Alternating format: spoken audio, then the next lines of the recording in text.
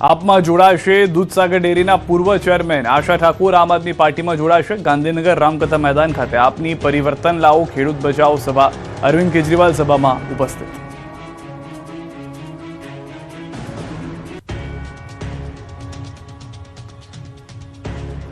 બારડોલીના આફવા ગામે આદમખોર દીપડાએ વાછરડાનો શિકાર કરતા દહેશત, સોસાયટી નજીક પહોંચી જતા દહેશત।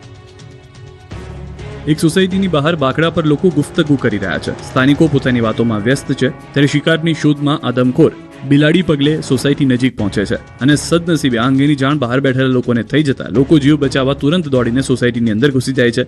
દીપડો જાળી ઝાંખરામાં ફરાર થઈ જાય છે, જે બાદ આખું ગામ હાથમાં મશાલ અને ધોકા લઈને દીપડાની શોધમાં નીકળી પડે છે। બાળકોથી માંડી યુવાનો અને વૃદ્ધો લોહી પ્યાસા બનેલા દીપડાનું લોકેશન જાણવા આમથી તે માટા મારી રહ્યા છે। દીપડાની દહેશતના દ્રશ્યો બારડોલી તાલુકાના આફવા ગામના છે। અહીં છેલ્લા કેટલાક દિવસોથી દીપડાનો આતંક શરૂ થઈ ગયો છે।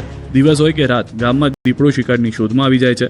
સોસાયટીઓમાં પણ દીપડો ઘૂસી જતા અફરાતફરીનો માહોલ સર્જાય છે। દીપડાનો ડર એવો છે કે લોકો પોતાના ઘરની બહાર નીકળતા પણ ડરે છે।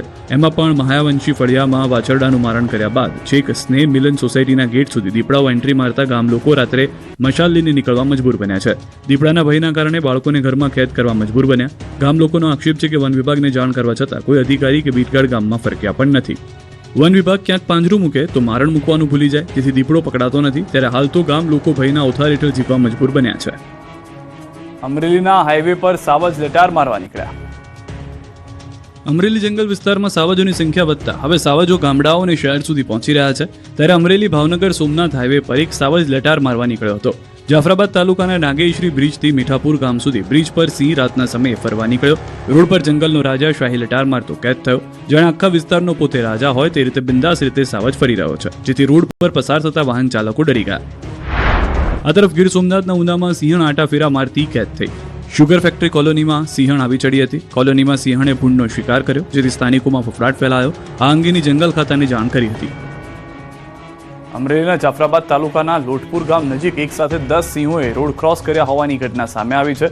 સિંહોની હલચલને ધ્યાનમાં રાખીને જાફરાબાદ વન વિભાગ દ્વારા સતર્કતા દાખવી સાવજોને સુરક્ષિત રીતે રોડ ક્રોસ કરાવવામાં આવ્યા હતા। હાઈવે પર સિંહોની અવરજવર વધતા વાહન ચાલકોને પણ એલર્ટ કરવામાં આવ્યા છે। 2 દિવસ પહેલા નેશનલ હાઈવે પર વન વિભાગની ગેરહાજરીમાં સિંહો રોડ ક્રોસ કરતા પ્રશ્નો ઊભા થયા હતા। ત્યારબાદ વન વિભાગ વધુ સક્રિય બન્યું છે। વલસાડની હાફૂસ કેરી માટે વેરી બન્યું છે વાતાવરણ। કેરી રસિકોને કેરી ખાવી મોંઘી પડશે। ઉનાળામાં ફળોના રાજા કહેવાતા કેસર કેરીના આગમનની ઘડીઓ ગણાઈ રહી છે, પરંતુ આ વખતે કેરીના રસિકોને કેરી ખાવા વધુ પૈસા ખર્ચવા પડશે। કેરીનો સ્વાદ ફિક્કો લાગી શકે છે, કેમ કે હાફૂસ કેરી માટે વાતાવરણ વેરી બન્યું છે। આ વર્ષે દિવાળી બાદ વલસાડ જિલ્લામાં આંબાવાડીઓમાં આંબા ઉપર ભરપૂર મોર ખીલ્યા હતા। સાથી આ વર્ષે ખેડૂતોને કેરીના પાકનું બમ્પર ઉત્પાદન થશે તેવી આશાઓ હતી। જોકે થોડા સમય અગાઉ અચાનક બદલાયેલા વાતાવરણને કારણે દિવસો સુધી વાદળછાયું વાતાવરણ સાથે વહેલી સવારે ધુમ્મસ છવાઈ ગયું હતું। જોકે ત્યારબાદ હવે સવારે ઠંડી અને બપોરે તીવ્ર ગરમી પડી રહી છે, જેની સીધી અસર કેરીના પાક પર થઈ રહી છે। આથી આંબા ઉપર આવેલા મોટાભાગના મોર ખરી ચૂક્યા છે। આંબા ઉપર ફૂટેલી કેરીની કરમ પણ ખરી ગઈ છે। આથી ખેડૂતોએ આ વખતે પણ નુકસાન સહન કરવાનો વારો આવ્યો છે। છેલ્લા 5 વર્ષથી વલસાડ જિલ્લામાં બદલાતા વાતાવરણને કારણે કેરીના પાકમાં ખેડૂતો નુકસાન સહન કરતા આવ્યા છે। તેમ છતાં સારા પાકની આશાએ ખેડૂતોએ મોંઘા ભાવની દવા ખાતર આપવાની સાથે માવજત અને મંજૂરી પાછળ રૂપિયા ખર્ચ્યા બાદ પણ નુકસાન થઈ રહ્યું છે, જેની અસર ભાવ પર પણ પડશે।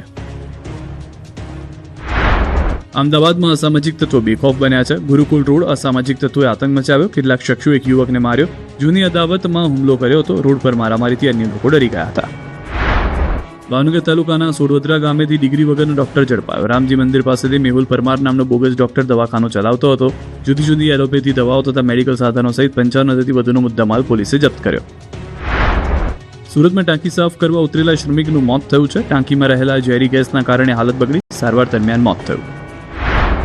કચ્છના આડેસરમાં ધનાણીની મીરાણી સમાજવાડી ખાતે લગ્ન પ્રસંગના વરઘોડામાં ડીજે પાછળ બંદૂક લઈને નાચતો શખ્સ કેમેરામાં કેદ થયો। જયકુમાર રાવળ ખુલ્લેઆમ હથિયાર સાથે લગ્નમાં નાચતા પોલીસે કાર્યવાહી કરી। પોતાના મિત્રના લાયસન્સવાળા 12 બોર હથિયાર સાથે વિડીયો બનાવ્યો હતો।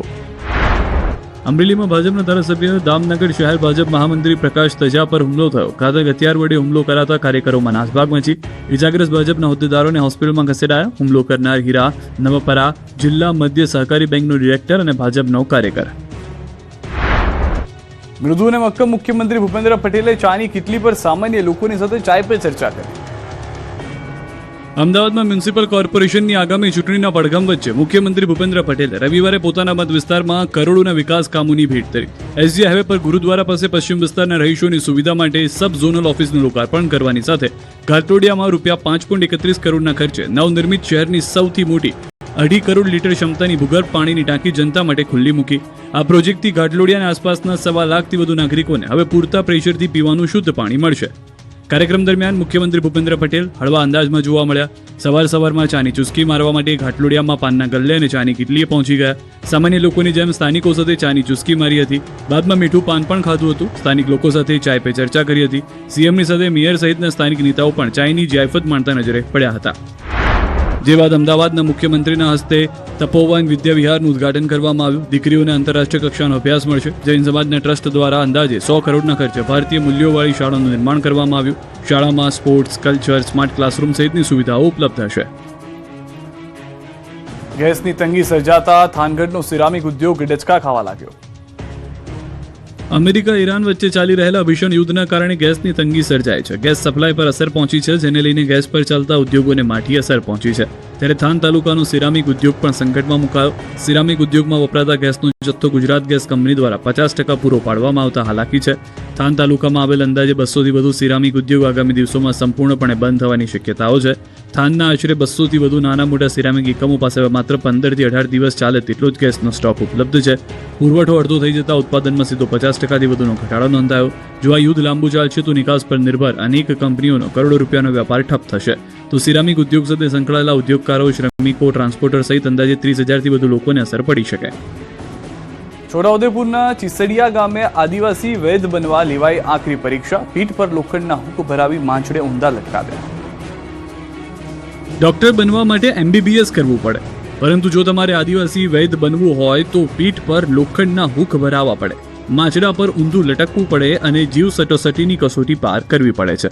જી હા, આદિવાસી સંસ્કૃતિ મુજબ હોળીના પર્વ બાદ ચીસાડિયામાં ગોળ ફેરિયાનો મેળો યોજાય છે, જેમાં આદિવાસી વૈદ બનવા માટે શ્રદ્ધાની એવી કઠિન પરીક્ષા લેવામાં આવે છે જે જોનારાઓને સ્તબ્ધ કરી દે છે. આ મેળામાં આદિવાસી વૈદ એટલે કે બળવા બનવા માટે ઉમેદવારો લોખંડના હુક પર લટકીને જીવ સટાસટીની કસોટી પાર કરે છે. તાજેતરમાં યોજાયેલા મેળામાં 6 જેટલા યુવાનોએ આ કઠિન પરીક્ષા આપી હતી. બળવો બનવા માંગતી વ્યક્તિએ સૌપ્રથમ માનતા લેવી પડે છે. હોળી દરમિયાન ચૂલના મેળામાં ધગધગતા અંગારા પર ચાલવું પડે તે પ્રક્રિયાનો પ્રથમ તબક્કો. ત્યારબાદ 5 દિવસ સુધી બહારનું અન્ન ત્યાગીને માત્ર વાફેલું ભોજન જ લેવું પડે. બાદમાં ઉમેદવારના કમરના મણકાના ભાગે લોખંડના તીક્ષ્ણ હુક ભેરવવામાં આવે. હુક ભેરવ્યા બાદ વ્યક્તિને ઊંચા માંચડા પર ઊંધો લટકાવવામાં આવે. ઊંધા લટકેલી સ્થિતિમાં ઉમેદવાર પોતાના માથે મરઘીની બલી આપે છે. ત્યારબાદ તેને માંચડા પર 5 ફેરા સીધા અને 5 ફેરા ઉલટા ફેરવવામાં આવે છે. આશ્ચર્યની વાત એ છે કે ચામડીમાં લોખંડના હુક ખૂપાડવા છતાં શરીર પરથી લોહીનું એક પણ ટીપું પડતું નથી, જેને લોકો દૈવી શક્તિ માને છે. જો આ પ્રક્રિયા દરમિયાન યુવાનની પીઠમાંથી લોહી નીકળે તો તેને નાપાસ ગણવામાં આવે છે. બળવો બનવાની આ પ્રક્રિયા 5 થી 9 વર્ષ સુધી ચાલે છે. વર્ષોના અનુભવ અને સાધનાના આધારે બળવાની શક્તિઓ ભિન્ન મનાય છે. જેટલા વધુ વર્ષની પરીક્ષા તેટલી જ તેની શક્તિ અને પ્રતિષ્ઠા વધુ ગણાય છે. આ કસોટી પૂર્ણ કર્યા બાદ જ તેઓ વિધિવત રીતે બળવા તરીકે ઓળખાય છે અને સમાજની સેવા કરે છે. મહત્વનું છે કે આદિવાસી સમાજમાં બળવાનું સ્થાન અત્યંત આદરણીય છે. કોઈ પણ શારીરિક કે માનસિક મુશ્કેલીના સમયે આદિવાસીઓ તબીબ પાસે જતા પહેલા બળવા પાસે જઈ આસ્થાના ઓથલા હેઠળ માર્ગદર્શન લે છે. આ મેળો જોવા માટે મોટી સંખ્યામાં આદિવાસીઓ ઉમટી પડ્યા હતા. મહિલાઓ પોતાના ગામના પરંપરાગત રંગીન વસ્ત્રો અને ચાંદીના ઘરેણાં પહેરીને આવી હતી. આ પરંપરાગત મેળામાં વિદેશી પર્યટકો પણ મોટી સંખ્યામાં ઉપસ્થિત રહ્યા હતા. તેમણે આદિવાસી સંસ્કૃતિ, રીતિરિવાજો અને ઉત્સાહપૂર્ણ વાતાવરણનો આનંદ માણ્યો હતો. ગીર સોમનાથમાં 60 જેટલા બીએડના વિદ્યાર્થીઓના ભાવિ અદ્ધરતાલ થઈ ગયા છે. ગીર સોમનાથની વિવાદિત વીબી નાંદોડ બીએડ કોલેજના 60થી વધુ વિદ્યાર્થીઓએ ન્યાયની માંગ સાથે જૂનાગઢ ભક્ત કવિ નરસિંહ મહેતા યુનિવર્સિટી ખાતે વિરોધ નોંધાવ્યો હતો. કોલેજ સામે નકલી દસ્તાવેજોના આધારે છેતરપિંડીની એફઆઈઆર નોંધાતા વિદ્યાર્થીઓમાં ભારે રોષ જોવા મળ્યો છે. મામલો સામે આવતા યુનિવર્સિટીના કુલપતિએ કડક વલણ અપનાવ્યું છે. યુનિવર્સિટીએ સત્તાવાર જાહેરાત કરી છે કે જૂન 2025થી આ કોલેજની માન્યતા રદ કરી દેવામાં આવી છે. આ નિર્ણયથી 2023થી 2026ની બેચના વિદ્યાર્થીઓના શૈક્ષણિક ભવિષ્ય પર પ્રશ્નચિહ્ન લાગી ગયું છે. વિદ્યાર્થીઓએ યુનિવર્સિટી તંત્રને આવેદનપત્ર આપી અન્ય કોલેજોમાં પ્રવેશની લેખિત ખાતરી માંગી છે. યુનિવર્સિટીએ પણ ખાતરી આપી છે કે પોલીસ તપાસમાં સહયોગ આપવામાં આવશે અને કોઈપણ વિદ્યાર્થીનું શૈક્ષણિક વર્ષ બગડવા દેવામાં નહીં આવે. છતાં વિદ્યાર્થીઓમાં ચિંતા યથાવત જોવા મળી રહી છે. મહેસાણાના કરદાતાઓ માટે મનપાએ